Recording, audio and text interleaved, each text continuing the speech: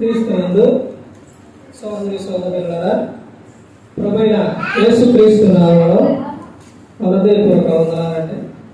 ముందుగా ఇంత మంచి సమయాన్ని ఇచ్చిన తండ్రి దేవునికి ప్రభువైన క్రీస్తు ద్వారా కృతజ్ఞతాస్తుతులు చెల్లిస్తున్నానండి. అందరూ బాగున్నారండి? వాక్యం చదువుకొని ప్రార్థన చేసుకున్న తర్వాత పాఠంలోనికి వెళ్తామండి. మార్గారు రాసిన సువార్త 1వ అధ్యాయం. మార్గారు రాసిన సువార్త 1వ అధ్యాయం 14వ వచనం. యోహాను చెరపట్టబడిన తరువాత యేసు, కాలము సంపూర్ణమై ఉన్నది, దేవుని రాజ్యం సమీపించి ఉన్నది, మారు మనసు పొంది సువార్త నమ్ముడని చెప్పుతూ దేవుని సువార్త ప్రకటించుచు గలిలయకు వచ్చెను. ప్రార్థన చేసుకుని. పరలోకమందున్న మా తండ్రి, పరిశుద్ధ ప్రేమ గల తండ్రి, గొప్ప తండ్రి, యెహోవా తండ్రి, మీ ప్రియకుమారుడు యేసుక్రీస్తు ప్రభువు ద్వారా కృతజ్ఞతాస్తుతులు చెల్లిస్తున్నాము నాయన. అయ్యా, ఈ బైబిల్ క్లాస్ అంతట్లో నడిపించండి, మీ కృపా కాపుదల ఇచ్చేయండి నాయన. వాక్యం బోధించుండగా ఈ లోక సంబంధమైన జ్ఞానంతో కాకుండా మీ జ్ఞానంతో మాట్లాడే భాగ్యం దయచేస్తారని మా ప్రభువైన యేసుక్రీస్తు నామమున వేడుకుంటున్నాం తండ్రి. ఆమేన్. ప్రభువైన యేసుక్రీస్తు నామములో హృదయపూర్వక వందనాలండి. దేవుని కుమారుడు యేసుక్రీస్తు ప్రభువు ఈ లోకానికి వచ్చిన తర్వాత పరలోక రాజ్యం సమీపిస్తుంది కనుక మారు మనసు పొందమని ప్రకటింప మొదలుపెట్టారు. భూమి మీద ప్రతి ఒక్క క్రైస్తవుడు, ప్రతి ఒక్కరూ కూడా తెలుసుకోవాల్సిన అద్భుతమైన విషయం. ఎందుకంటే దేవుడు మానవుడిని ఈ లోకానికి పంపించిన తర్వాత మానవుడు ఈ లోకంలోనే గుండిపోవడానికి దేవుడు పర్మిషన్ ఇవ్వలేదు. మానవునికి వెళ్ళిన భూమి మీదకి వెళ్ళిన మనిషి శాశ్వతంగా ఈ భూమి మీదే ఉండిపో అని దేవుడు చెప్పరు. భూమి మీదకి వెళ్ళిన నీవు మరలా తిరిగి నా యొద్దకు రావాలి. కీర్తన 9వ కీర్తన 2వ వచనంలో నరులారా తిరిగి నా యొద్దకు వచ్చేయండి అని చెప్పాను. నీకు ఎన్ని సంవత్సరాలు ఇచ్చినా ఒకనాడు ఎక్కువగా హైయెస్ట్ సంవత్సరాలు దేవుడు ఒకరికి ఇచ్చారు. అది ఎప్పుడనంటే పితరుల యుగం. ఎవరికి ఇచ్చింది? మెతుషేలకి. ఎన్ని సంవత్సరాలు? 969 సంవత్సరాలు. ఇప్పుడున్న కాలంలోని నీకు 100 ఇచ్చినా 120 ఇచ్చినా ఎంత ఇచ్చినా కానీ తిరిగి ఆయన యొద్దకు వెళ్ళాలి. కాబట్టి వెళ్ళిన మనిషి, ఈ భూమి మీద నుంచి ఈ లోకం విడిచిన మనిషి యాడికి చేరాలి? యాడికి వెళ్ళాలి? ఎక్కడికి వెళ్ళాలి? దేవుని యొక్క కోరిక, దేవుని యొక్క ఇష్టం ఏంటి? పరలోకం. ఇప్పుడు చెప్పబోయేది ఆ విషయం. అంశం ఏంటంటే పరలోకం చేరాలంటే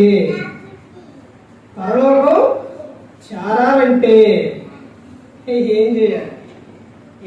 చెప్పండి. పరలోకం చేరాలంటే మనిషి యొక్క ఆలోచన అదే కలిగి ఉండాలి. భూమి మీద నేను పరలోకం వెళ్ళాలి, దేవునితో పాటు ఉండాలి. దేవునితో పాటు ఉంటే ఎలా ఉంటుంది? ప్రకటన అర్థమవుతుంది.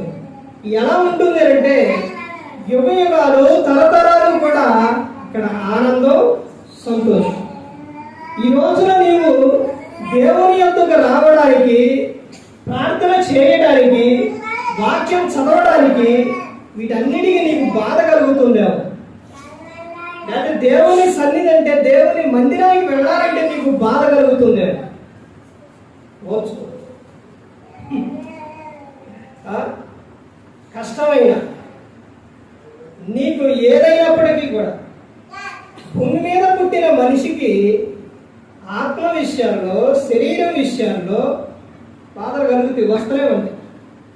కానీ వాటన్నిటినీ దేవుని మీద పెట్టేసి, దేవునికి ఒప్పజెప్పేసి, ప్రభువా నా ఆత్మ ఈ విధంగా ఉంది, కలవరపడుతుంది, ఈ విధంగా ఉందని ఆయనకి చెప్పు.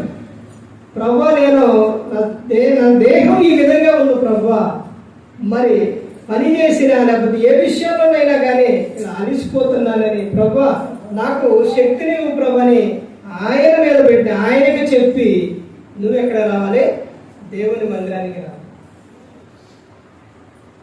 ఇలా గన దేవుని మందిరానికి రాకపోతే నువ్వు ఈ రోజున ఎక్కడ వెళతావులే? వెళ్ళిన కాడి నుంచి అంతసేపు ఎక్కడ కూర్చుంటావులే?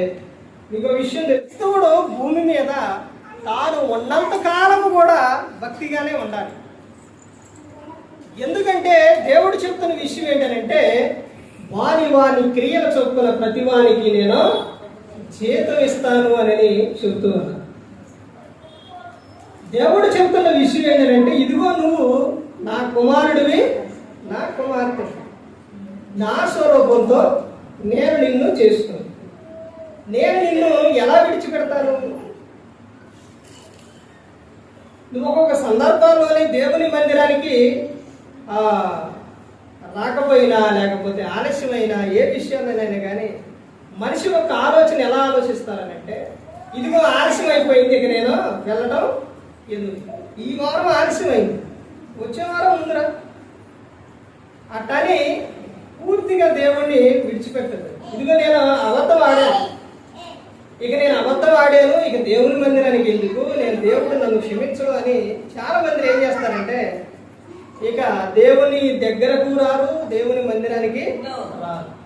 నువ్వు ఆడావు ప్రభా, నన్ను క్షమించు ప్రభా అని ఆయన యొద్దకు రా. బైబిల్ గ్రంథంలో ఇద్దరు వ్యక్తుల విషయాల్లో జరిగిన సందర్భం ఇదేనండి. ఎవరంటే, ఒకటి పేతురు గారు, రెండు యోధా ఇస్కరియోతు. పేతురు గారు అబద్ధం ఆడారు, యోధా ఇస్కరియోతు యేసుక్రీస్తు ప్రభు అని అప్పగించారు. అబద్ధం ఆడిన పేతురు గారు ఏం చేశారండి? నీకు నేను అబద్ధం ఆడాను, ఇన్ని సంవత్సరాలు దేవునితో ఉన్నాను, ఆయనతో నేను ఉన్నాను, ఇప్పుడు నేను అబద్ధం ఆడాను, ఆయన నన్ను క్షమించలేక ఇక నా పని అయిపోయింది, ఇక నేను ఎందుకు అని లోకంలోకి వెళ్ళిపోయిందండి.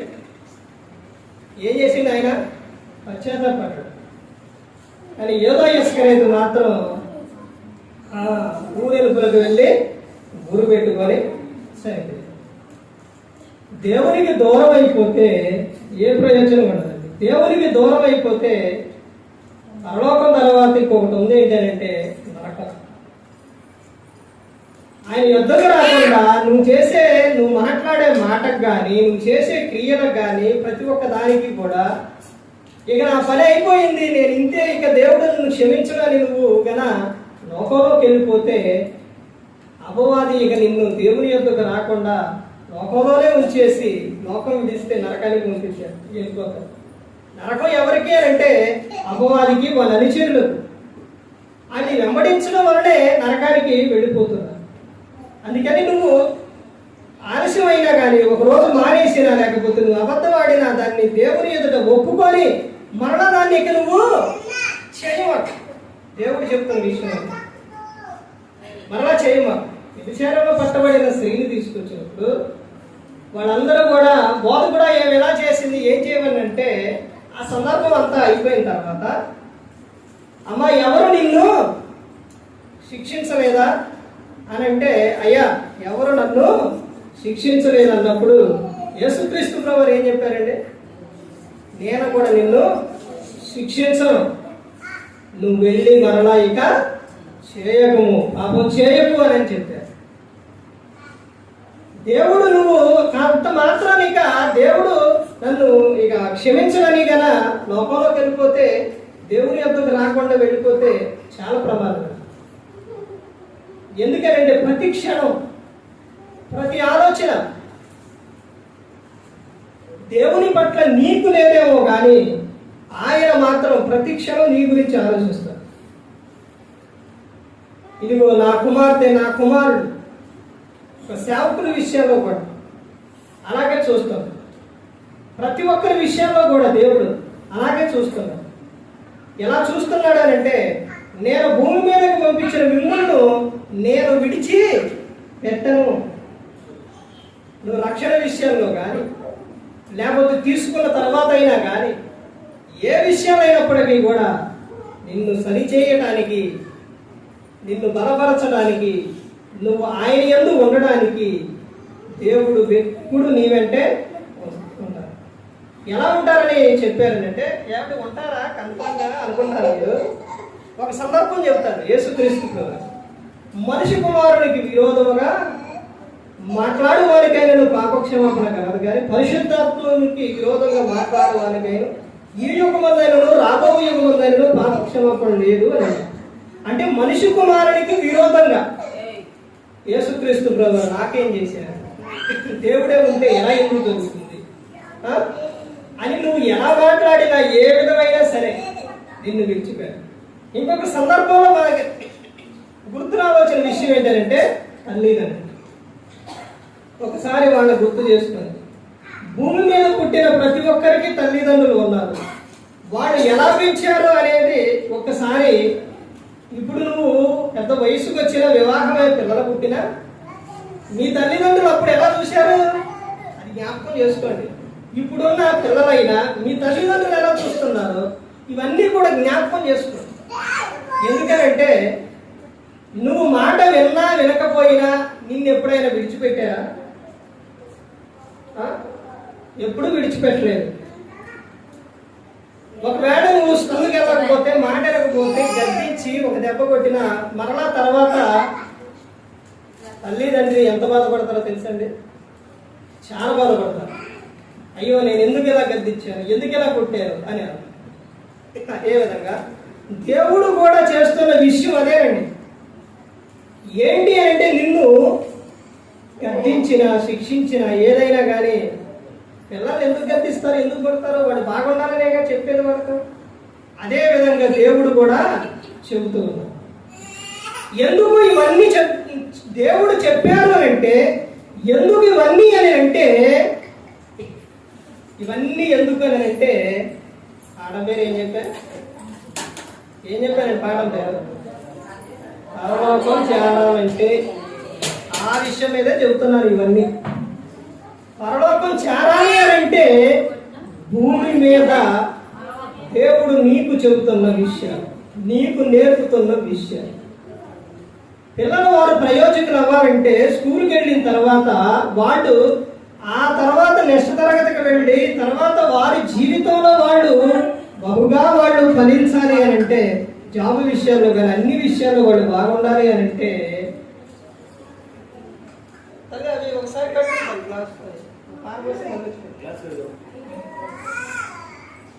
అందుకని దేవుడు అంటే వాడి విషయాల్లో ఎలాగైతే కేర్ తీసుకుంటున్నారో అలాగే దేవుడు కూడా అందరి విషయాల్లో అలాగే తీసుకుంటాడు. ఇప్పుడు నేను మర్చిపోయారా? ఎప్పుడో మర్చిపోయారండి? ఎప్పుడు మర్చిపోలేదు. ఆయన మర్చిపోతే ఎలా ఉంటుంది?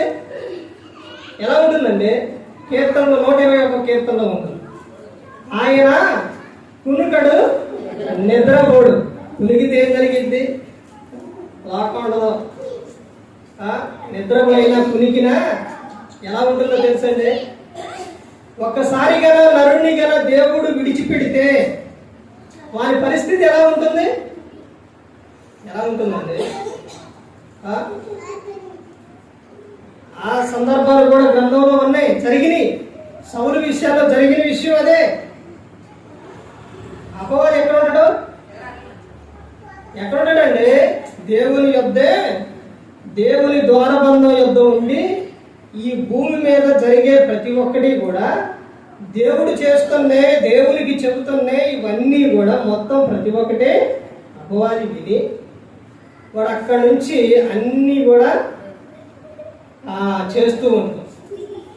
ప్రతి ఒక్కటి కూడా ఎలా చేస్తుందంటే, ఎలా వింటాడనంటే, మనం ఏదైతే మాట్లాడుతున్నామో దేవుడు వింటడో దెయ్యం కూడా. ఈ సందర్భం ఎక్కడుంది అని అంటే యోగు గ్రంథం 1వ అధ్యాయంలో ఉందన్నమాట. అక్కడ ఉండి వాడు ఏం చేస్తాడంటే, ఇప్పుడు సౌలు గారి జీవితంలో జరిగిన విషయం ఏంటంటే, దేవుడు చెప్పినట్టు సౌలు వినడం లేదు. వినటంలో ఒకటి చెప్తే ఒకటి చేస్తాడు. వినకపోయేసరికి అప్పుడు సాతాను పక్కనే ఉండి, అబ్బా నీ మాట వినట్లేదుగా, ఎవరు? నీ భక్తుడు. మనం గన దేవుని మాట వినకపోతే అపవాదికి అవకాశం. ఇప్పుడు నీ భక్తుడు నీ మాట వినట్లేదు ప్రభువా, ఒక్కసారి నీ ఆత్మను తీస్తే నేను వెళ్ళిపోతాను. ఇప్పుడు దేవుడు సౌలు నుంచి దేవుని ఆత్మ వెళ్ళిపోగానే ఎవరు వచ్చారు? దురాత్మ రాగానే అది వరకు సౌలు దేవుని యందు దేవుడు చెప్పినట్టు ఉన్నప్పుడు చాలా ఆనందంగా ఉంది. ఎప్పుడైతే దురాత్మ వచ్చిందో తాను జీవితంలోని ఒక 30 సంవత్సరాలుగా దేవుని మాట విని అలా పరిపాలన చేసినట్టయితే కొంచెం ఆనందంగా ఉండడు. తర్వాత మిగతా ఆ 10 సంవత్సరాలు బాధపడ్డవాడు. కానీ అక్కడ జరిగిన విషయం ఏంటంటే స్టార్టింగ్లోనే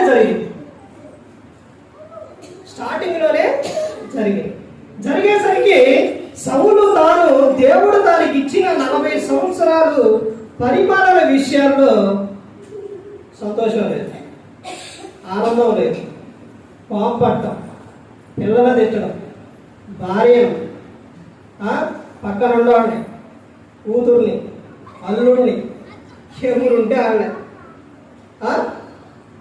అసలు మొత్తాన్ని ఆ సందర్భం మొత్తాన్ని చదివితే మీకు అర్థమైంది. ఎందుకంత కోపం అంటే తనలో ఉందేంటి? దురాత్మ. దేవుని మాట వినకపోతే జరిగే విషయం ఇదేనండి. రోమీయులకు రాసిన పత్రిక 1వ అధ్యాయం చదువుకుంటా వెళితే మనకు తెలుస్తుంది. నీ హృదయంలో దేవునికి చోటు ఇవ్వకపోతే దేవుడు ఎవరు గొప్ప చెబుతారంట? రాష్ట్ర మనసుకు అప్పగిస్తాడు. అప్పుడు నువ్వు చేయరాని కార్యాలు భూమి మీద చేస్తావు. ఈ సందర్భం అంతా ఎందుకు చెప్తున్నానంటే, పరలోకం చేరాలని అంటే భూమి మీద దేవుడు చెప్పినట్టు చేయాలి. అందులోనే విషయం చూడండి, ఇప్పుడు చదవబడిన విషయం మార్కు సువార్త 1వ అధ్యాయం 14వ వచనం నుంచి ఆడ చెబుతున్న సందర్భం ఏంటంటే, ఒకటి ఏంటంటే పరలోకం చేరాలి అంటే మారు మనసు పొందాలి. మారు మనసు పొందితే 2 ప్రయోజనాలు ఉన్నాయి. ఏంటి ఆ 2 ప్రయోజనాలు? మీరందరూ కూడా బాప్తిసం తీసుకున్న అందరూ కూడా మారు మనసు పొందేగా తీసుకుంది. పేతురు గారు ఏమని చెబుతారు? అపోస్తలుల కార్యం 2వ అధ్యాయం 30 చూస్తున్నారు. మీరు మారు మనసు పొంది ప్రతివాడును పాపక్షమాపణ నిమిత్తం యేసుక్రీస్తు నామమున బాప్తిసం పొందుడి, అప్పుడు మీరు పరిశుద్ధాత్మను వారు పొందుతారు. ఇప్పుడు నువ్వు మారు మనసు పొంది పాపక్షమాపణ నిమిత్తం యేసుక్రీస్తు నామమున బాప్తిసం పొందితే పరిశుద్ధాత్మను వారు నువ్వు పొందుతావు. అలా పొందిన తర్వాత జరిగే ప్రయోజనాలు ఏంటి అంటే 2 ప్రయోజనాలు ఉన్నాయి. ఏంటి ఆ 2 ప్రయోజనాలు చెప్పండి? మీకు తెలియదా? క్రైస్తవులు ప్రతి ఒక్కరు ఈ 2 విషయాలు తెలుసుకోవాలండి. అప్పుడే స్టార్టింగ్లోనే తెలిసిపోయింది. కాకపోతే మీరు ఏంటంటే మీకు తెలుసులే కానీ ఒకటి చెప్పరో 2 మర్చిపోతే కానీ చెప్పరండి. ఏంట విషయం అంటే ఏంట సందర్భాలు అంటే 2 విషయాలు. నువ్వు ఎప్పుడైతే మారు మనసు పొందుతావో, ఇప్పుడు పరిశుద్ధాత్మను యేసుక్రీస్తు నామమున బాప్తిసం పొందిన తర్వాత నువ్వు పరిశుద్ధాత్మను వరం పొందావుగా. పొందడంతోనే అది వరకు ఉన్న క్రియలు నీ నోట వ్యర్థమైంది వచ్చినా, బూతులు వచ్చినా, లేకపోతే నీ క్రియలు బాగోపోయినా అది వరకు అవన్నీ కూడా ఇప్పుడు ఏమైపోతాయి?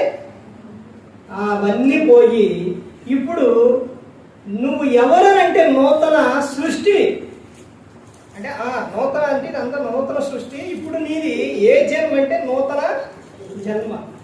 బాప్తిసం పొందడంతోనే తల్లిగా గర్భంలో నుంచి శిశువు బయటకు వచ్చినప్పుడు ఎలా ఉంటారో అదే విధంగా నువ్వు బాప్తిసం తీసుకున్న తర్వాత నువ్వు అలాగే ఉంటావు. ఇదే సందర్భం యోహాను సువార్త 3వ అధ్యాయంలో నికోదేముతో యేసుక్రీస్తు ప్రభువు చెప్పిన సందర్భం.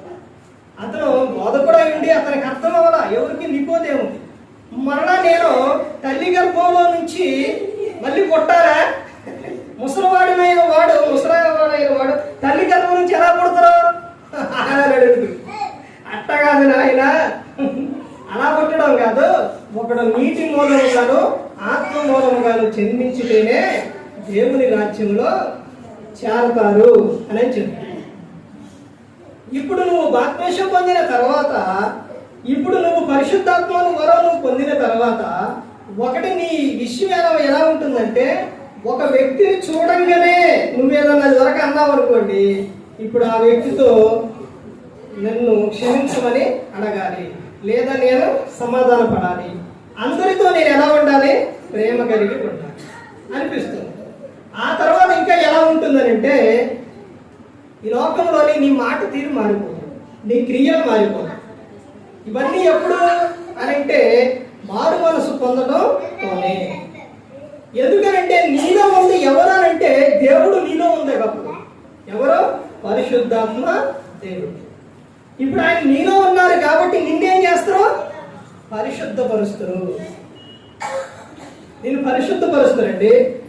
నువ్వు అన్ని విషయాల్లో పరిశుద్ధంగా ఉండాలని ఆయన చెప్తాడు. ఇప్పుడు వెళుతున్న వ్యక్తి నీతో మాట్లాడేటప్పుడైనా సరే, నువ్వు ఆ వ్యక్తితో మాట్లాడాలన్నా సరే, నీవు అంత ఎలా ఉంటుందనంటే అద్భుతంగా ఉంటుంది. ఇదంతా ఎప్పుడు అనంటే నువ్వు మారు మనసు పొందినప్పుడు. రెండో విషయం ఏంటో తెలుసండి, రెండో సందర్భం ఏంటో తెలుసా? నువ్వు అలా మారు మనసు పొంది పాపక్షమాపణ నిమిత్తం యేసుక్రీస్తు నామమున నువ్వు బాప్తిస్మం పొందినప్పుడు ఎక్కడ చేస్తావు? పరలోకం. దేవునితో పాటు నువ్వు ఒకటి నీ క్రియలేంటి, నీ పనులేంటి, అన్నీ కూడా ఇక్కడ కొత్తవి. తర్వాత నువ్వు నీ కాలం పూర్తి చేసుకొని, దేవుడిచ్చిన ఆయుష్కాలం పూర్తి చేసుకొని లోకం విడిచినప్పుడు అక్కడ దేవునితో పాటు యుగ యుగాలు తరతరాలు నువ్వు ఉంటావు. ఇది రెండు విషయాలు. పరలోకం చేరాలి అంటే మొట్టమొదటిగా ఏం చేయాలి? మారు మనసు పొందాలి. ఒకటి రాసుకోండి, లేకపోతే హృదయంలో పెట్టుకోండి. చాలా ప్రాముఖ్యమైన విషయాలు. క్రైస్తవుల గురి ఏది అని అంటే పరలోకం చేరాలి. పరలోకం చేరాలి అని అంటే మారు మనసు పొందాలి. రెండో సందర్భం చూడండి. రెండో విషయం ఏంటంటే మత్తయి సువార్త 5వ అధ్యాయం 3వ వచనంలో, ఆత్మ విషయమై దీనులైన వారు ధన్యులు. పక్కన ఏమనుంది? పరలోక రాజ్యం వారిది. ఆత్మ విషయంలో ఏం కలిగి ఉండాలి? దీనత్వం కలిగి ఉండాలి. ఆత్మ విషయంలో దీనులై ఉండాలి. అలా ఉన్నప్పుడు ఎక్కడ చేరతామనంటే పరలోకం చేరాలి. దీనులైన వారు అసలు చూడండి, ధన్యులు వాడు.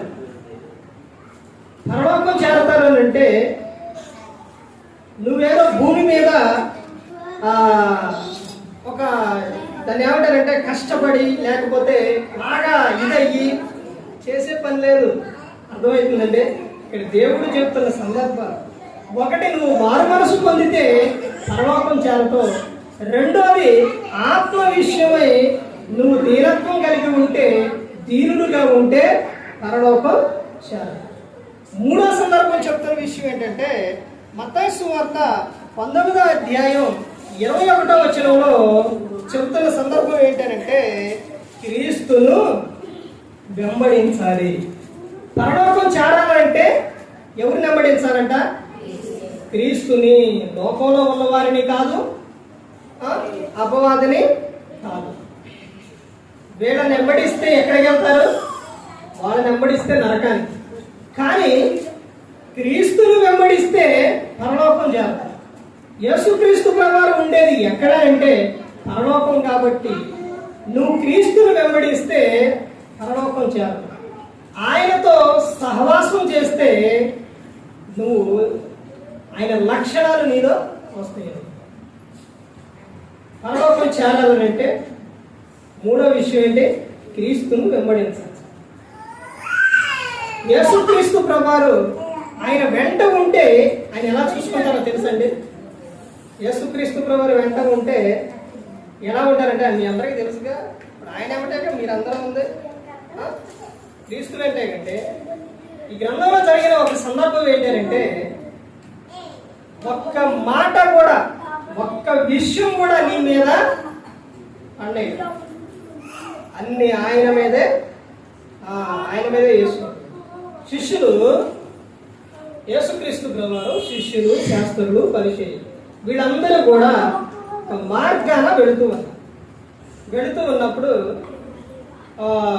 పంట చేరు పొలం కాడికి వెళ్ళిన తర్వాత వీళ్ళకి శిష్యులకి ఏమైందంటే ఆకలేసేసరికి వాళ్ళు ఏం చేశారంటే వెన్నులు ఉంటాయిగా మొక్కజొన్న పంకులు కాదు, ఇప్పుడు పొట్ల కాదు పంకులు ఇత్తులు, వాటిని ఏం చేశారంటే పూర్వం చిన్నప్పుడు అందరికీ మీకు తెలిసే ఉంది, దాన్ని ఇలా ఉంచుకొని ఏం చేశారంటే ఇలా పెట్టుకొని వాళ్ళు అంగీరి ఉంటాయి కండి ఇలా పెట్టుకొని వాటిని కథ తీసుకొని ఇలా పెట్టి అట్లా కొట్టుకుంటే అవి రాతాయి కండి వాటిని తినుకుంటా వస్తుంది. ఆహా దొరికింది, మాకు అవకాశం దొరికిందని శాస్త్రులు పరిచయం వాళ్ళు ఏం చేశారంటే ప్రభువా నీ శిష్యులు చూసామా ఏం చేశారో వెన్నులు పుంచుకొని తింటున్నారు అన్నారు. ఇప్పుడు యేసుక్రీస్తు ప్రభువారు వెంటనే మీకేమైనా బుద్ధి ఉందా, మీకేమైనా ఇది ఉందా, ఆకలిగా ఓర్చుకోలేదా, వెళ్ళిందాక ఉండలేదా అని వాళ్ళని అన్నారండి. వాళ్ళనంటే ఆ వెంట ఉన్న వాళ్ళకి ఎలాంటి అవకాశం వచ్చిందంటే వీళ్ళని చూసి యేసుక్రీస్తు ప్రభువారే ఈ విధంగా మాట్లాడారు, మనం మాట్లాడితే తప్పేంటని ఇంకా ఎక్కువగా మాట్లాడారు. కానీ యేసుక్రీస్తు ప్రభువారు అక్కడ చెప్పిన సందర్భం ఏంటంటే దావీదుకి ఆకలేసినప్పుడు సమూహపు రొట్టెలు ఆయన తినలేదా దేవుని మందిరంలో అని చెప్పారు. ఇంకేం మాట్లాడతారు, ఏమి మాట్లాడరు. వాళ్ళు గద్దించాలి అంటే మార్కు సువార్త 9వ అధ్యాయంలో ఉంటుంది. యేసుక్రీస్తు ప్రభువారు వాళ్ళని గద్దించాలి అంటే వాళ్ళందరూ కూడా ఇలాగా ఒక చాట గదిలోకి వెళ్ళిన తర్వాత అక్కడ కూర్చున్నప్పుడు అప్పుడు వాళ్ళనే గద్దించేవారు. బయట ఎవరికి ఎటువంటి అవకాశం ఆయన ఇవ్వలేదు. తాను ప్రేమించే వారిని, ఆయన వెంట ఉన్న వారిని, ఆయనను వెంబడించే వారిని ఆయన ఎప్పుడు కూడా విడిచిపెట్టారు. ఇంకా సందర్భాల్లో జరిగిన విషయాలు ఏంటంటే యేసుక్రీస్తు ప్రభువారు శిలువలో ఆయన మరణించి తిరిగి లేచిన తర్వాత శిష్యులందరూ కూడా భయపడ్డారు. అసలు యేసుక్రీస్తు ప్రభువారు లేగంగానే ఎక్కడికి వెళ్ళాలి, తిరిగి పునరుద్ధారుడై లేచి వెంటనే ఎక్కడికి వెళ్ళాలి, తండ్రి యొద్దకు వెళ్ళిపోవాలి. కానీ యేసుక్రీస్తు ప్రభువారు లేచిన తర్వాత కూడా లోకంలో ఏ రోజులు ఉన్నారు, 40 రోజులు ఉన్నారు. ఎందుకు ఇంకా ఉన్నారు అంటే ఇప్పుడు వీళ్ళు చేసిన పని ఏంటి, శిష్యులు చేసిన పని ఏంటంటే యేసుక్రీస్తు ప్రభువారు ఎప్పుడైతే మరణించారో మీకు వీళ్ళతో ఏమొచ్చింది, భయం వచ్చింది. ఈ భయం ఎందుకు వచ్చింది, బయటికి వెళ్తే మనల్ని ఏం చేస్తారు, చంపేస్తారని వీళ్ళు భయపడుతూ ఎక్కడున్నారు, గదిలోనే ఉన్నారు. అప్పుడు యేసుక్రీస్తు ప్రభువారు ఆడకొచ్చి వాళ్ళందరినీ కూడా ఏం చేశారు, ధైర్యపరిచారు. ఇప్పుడు యేసుక్రీస్తు ప్రభువారు అక్కడికి వచ్చినప్పుడు వాళ్ళలోని ఒక వ్యక్తి లేడు, శరణ్ లేడు. వచ్చిన తర్వాత వీళ్ళు చెప్పారు. చెప్పిన తర్వాత వచ్చారా, సరేనైనా ఒప్పుకోవాలా, ఒప్పుకోలేదు. ఎవరైనా ఒప్పుకోవాలా. ఇప్పుడు ఆయనలో ఏమొచ్చిందనంటే ఆయనలో సందేహం వచ్చింది కాబట్టి ఆ సందేహం ఏం చేయాలి, తీసేయాలి. మరలా యేసుక్రీస్తు ప్రభువారు వచ్చి తోమాతో మాట్లాడు. ఎవరిని ఎప్పుడు కూడా ఆయన విడిచిపెట్టలేదు. అందుకని నువ్వు క్రీస్తును వెంబడిస్తే ఎక్కడ చేస్తామండి, పరలోకం. తర్వాత ఇంకో సందర్భం చూడండి, ఎన్నో సందర్భం, 4వ సందర్భం. మత్తయి సువార్త 18వ అధ్యాయం 3వ వచనం. మార్పు పొందిన బిడ్డల వలె ఉండాలి. పరలోకం చేరాలంటే ఇప్పుడు మీకు ఎందుకు చదివించట్లేదంటే చదివించే సందర్భం సమయం లేదు, అందుకనే చదివించట్లేదు. అందుకే రిఫరెన్స్ చెప్పి వాటి అర్థాలు చెప్తాను. మత్తయి సువార్త 18:3 మార్పు పొందిన బిడ్డల వలె ఉండాలి. చిన్న బిడ్డ చూడండి, వాడలోని అసలు వాడి విషయాలను చూసి ఎన్ని విషయాలని నేర్చుకోవచ్చు చిన్న బిడ్డ. అందుకనే యేసుక్రీస్తు ఒక బిడ్డను పిలిచి అక్కడ నిలబెట్టి చెబుతున్న సందర్భం ఏంటో సందర్భం, పరలోకం చేరాలంటే మీరు మార్పు నుండి బిడ్డల వంటి వారైతేనే పరలోకం చేరతారు. ఎవరితో చెప్తున్నారు? ఎవరితో చెప్తున్నారండి? శిష్యులతో చెబుతున్న సందర్భం. ఈ సందర్భం వాళ్ళకి చెప్తున్నారని అంటే వాళ్ళకి ఏంటి ఆ విషయం ఏంటంటే వాళ్ళకి దాన్ని ఏమంటారో తెలుసండి? ట్రైనింగ్ అంటే. యేసుక్రీస్తు ప్రభువారు వాళ్ళకి ఇచ్చిన ట్రైనింగ్ ఎన్ని సంవత్సరాలు అండి? ఒక 10 సంవత్సరాలు, ఒక 30 సంవత్సరాలు ఇవ్వలా. ఎన్ని సంవత్సరాలు? 3.5 సంవత్సరాలు. 3.5 సంవత్సరాల్లో వాళ్ళు ఎలా తయారయ్యారండి? శిష్యులు ఎలా తయారయ్యారు? యేసుక్రీస్తు ప్రభువారు ఈ లోకం విడిచి వెళ్ళిన తర్వాత సువార్తను ఎలా ప్రకటించారండి వాళ్ళు? మరి ఎన్ని సంవత్సరాలు బట్టి మనం నేర్చుకుంటున్నాం? ఇంకా ఆయన గురించి చెప్పేవారిగా లేనే లేదు. ఇక్కడ చెబుతున్న సందర్భం బిడ్డ వలె, చిన్న బిడ్డల వలె మీరు ఏం చేయాలి? మార్పు పొందితేనే పరలోకం చేయాలి. బిడ్డని ఒక విషయం గమనించండి, చిన్నపిల్లలన మీకు పాపం, ప్రతి ఒక్కరికి పాపం వచ్చినప్పుడు ఆ సందర్భంలో ఒక మాట కచిరించుకున్నా, ఒక దెబ్బ కొట్టినా వాడు ఏడ్చి తర్వాత మరలా నువ్వు నీ కోపం తగ్గిపోయిన తర్వాత మరలా నువ్వు పిలిస్తే నువ్వు నన్ను తిట్టావు కొట్టావు అని నేను నీ దగ్గరకు రాదు. నువ్వు నన్ను తిట్టినాక, నన్ను కొట్టినగా, నన్ను అంత మాట అంటావా? నేను రాదు అని కదా ఎప్పుడని అన్నారండి? అసలు అంటారా? అందరూ నువ్వు కొట్టినా లేకపోతే గద్దించినా తిట్టినా మరలా చిందల్లి బాబు పండు అంటే పరుగున వస్తారు.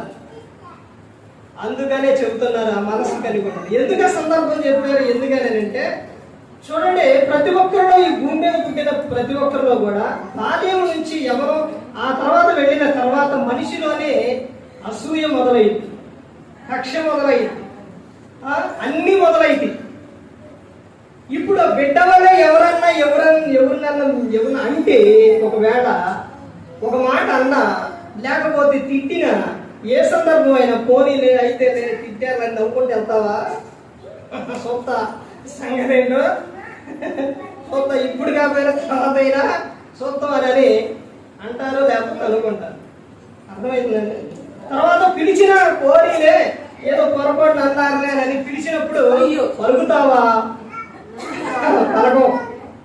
అర్థమైందండి? చాలా మంది ఆ విధంగా ఉన్నారు. అందుకనే యేసుక్రీస్తు ప్రభువారు చెబుతున్న సందర్భం, ఆ బిడ్డ ఎలాగైతే ఉన్నారో అదే విధంగా మీరు మార్పు నుండి ఆ బిడ్డల వంటి వారైతేనే పరలోక రాజ్యం చేరతారు, పరలోకం చేరతారని చెప్తారు. తర్వాత చెప్తున్న సందర్భం ఇంకా ఏంటి అంటే చూడండి, మత్తయి సువార్త 19:23 ధనమును ప్రేమించరాదు. పరలోకం చేరాలంటే నీకున్న దాంట్లోనే తృప్తి కలిగి ఉండాలి, కానీ ఎక్కువగా నువ్వు ధనం మీదకి పెట్టుకోవద్దు అని చెబుతున్న సందర్భం. పరలోకం చేరాలంటే ధనం ఏం చేయకూడదు? ప్రేమించకూడదు. అది అవసరానికే మనకు. అర్థమైందంటే మన పనుల విషయాల్లో కానీ లోకంలో జీవించడానికి అవసరమే, కానీ నువ్వు దేవుని కంటే ధనమును ఎక్కువ నువ్వు ప్రేమించకూడదు. తర్వాత ఇంకా సందర్భం చెప్తున్న విషయం ఏంటంటే మత్తయి సువార్త 19:19 నిన్ను వలె నీ పొరుగు వారిని ప్రేమించాలి. పరలోకం చేరాలంటే ప్రేమ కలిగి ఉంటారు. యోహాను గారు రాసిన సువార్త కానీ పత్రికల్లో కానీ ఎక్కువ కనపడేది ఏంటి అంటే ప్రేమ. యోహాను గారు రాసిన మొదటి పత్రికలో ఎక్కువగా ప్రేమ. దేవుని యొక్క ప్రేమను గురించి ఆయన చెబుతాడు. ఏమనంటే దేవుడు ఎవరంట? ప్రేమ స్వరూపి. అసలు అద్భుతంగా ఉంటుందండి. ఆ పత్రిక చదివి చూడండి, 1వ పత్రిక. అసలు అన్ని చదవాలనిపించుద్దిలే కానీ అది దేవుని యొక్క ప్రేమ గురించి. అసలు దేవుని వెంబడించేవారు కానీ, దేవుని ఆయన యందు ఉన్నవారు కానీ, దేవుని యందు పుట్టిన వారు కానీ వీళ్ళందరూ కూడా తను భద్రం చేసుకుంటారు, పాపం చేయరు అని అద్భుతంగా ఆ విషయం ఉంటాయి. దేవుడు ప్రేమస్వరూపి అయి ఉన్నాడు కాబట్టి, ఆయన మనల్ని ప్రేమిస్తున్నారు కాబట్టి, అందుకని ఈ భూమి మీద ప్రతి ఒక్కరు కూడా నీ సహోదరుని ప్రేమించాలి, నిన్ను వలె నీ పొరుగు వారిని ప్రేమించాలి. అంతగా మనల్ని యేసుక్రీస్తు ప్రభువు ప్రేమించారు కాబట్టి అక్కడ ఆ పత్రికలోనే యోహాను రాసిన 1వ పత్రిక 3వ అధ్యాయం 16వ వచనంలోనే యేసుక్రీస్తు ప్రభువు మనందరి కోసం ఆయన ఏం చేశారు? శిలువలో తన ప్రాణాన్ని పెట్టారు. ఏమండి, భూమి మీద ఎవరైనా యేసుక్రీస్తు ప్రభువు ద్వేషించారా? ఎవరి మీద పగ పెట్టుకున్నారా? ఈ భూమి మీద ఎవరి మీద పెట్టుకోరు.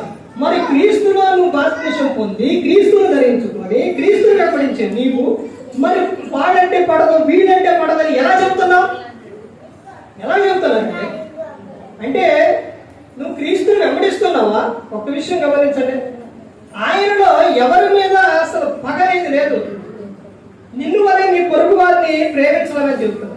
ఆయనని హింసిస్తున్నా, కొడుతున్నా, గుద్దుతున్నా ఆయన చెబుతున్న విషయం ఏంటండి?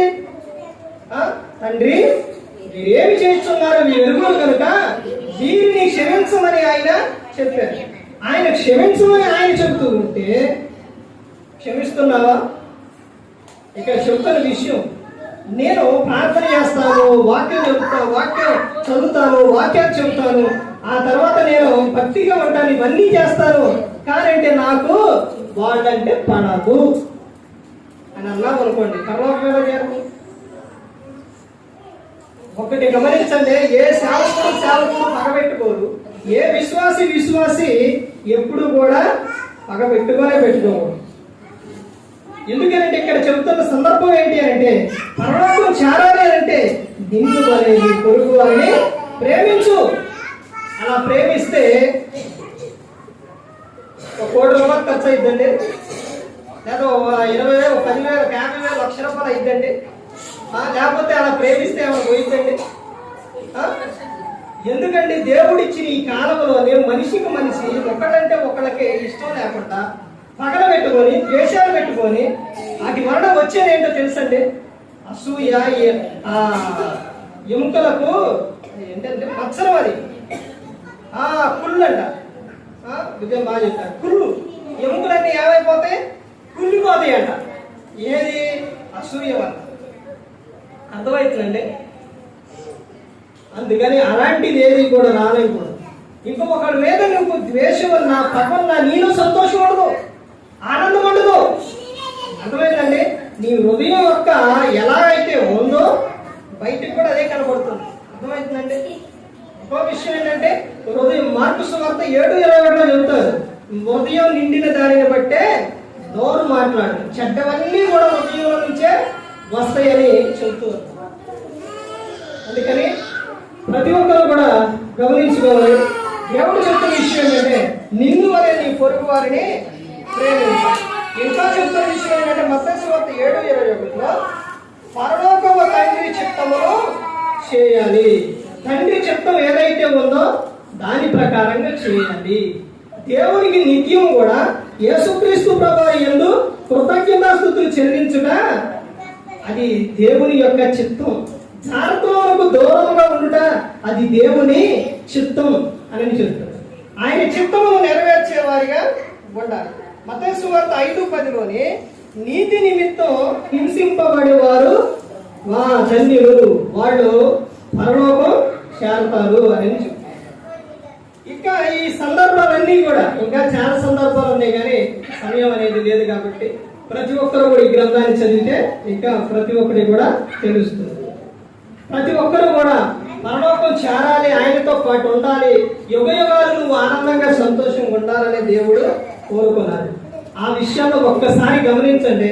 నీ సమస్య ఏదైనా, నీ బాధ ఏదైనా ప్రార్థించండి, మోకరించి ఆయనకి చెప్పండి, ఆయనే చూసుకుంటారు ప్రతి ఒక్కటి కూడా. ఎందుకంటే ఆయన మన తండ్రి, మనను ఎప్పుడు కూడా విడిచిపెట్టారు. ఏ విషయమైనా కానీ దేవుని విడిచిపెట్టే వారికి ఎవరో కూడా ఉండకూడదు. ఆయన యొద్దకు వచ్చినప్పుడే నీకు ఆనందం, సంతోషం అనేది దొరుకుతుంది. ఏ ఒక్కరు కూడా నశించే నరకానికి వెళ్ళిపోకూడదు. యేసుక్రీస్తు ప్రభువు ఈ లోకానికి వచ్చి మనందరి కోసం శిలువలో తన ప్రాణాన్ని పెట్టి మరి ఈ విధంగా నిలబెట్టి మాట్లాడించిన తండ్రి దేవునికి కృతజ్ఞతాస్తుతులు చెల్లిస్తూ, ఎంతవరకు శ్రద్ధగా ఉన్న మీకు ప్రభు పేట నా హృదయపూర్వక వందనాలు చెల్లిస్తూ ఈ మాటలు ముగిస్తున్న అందరికీ వందనాలు.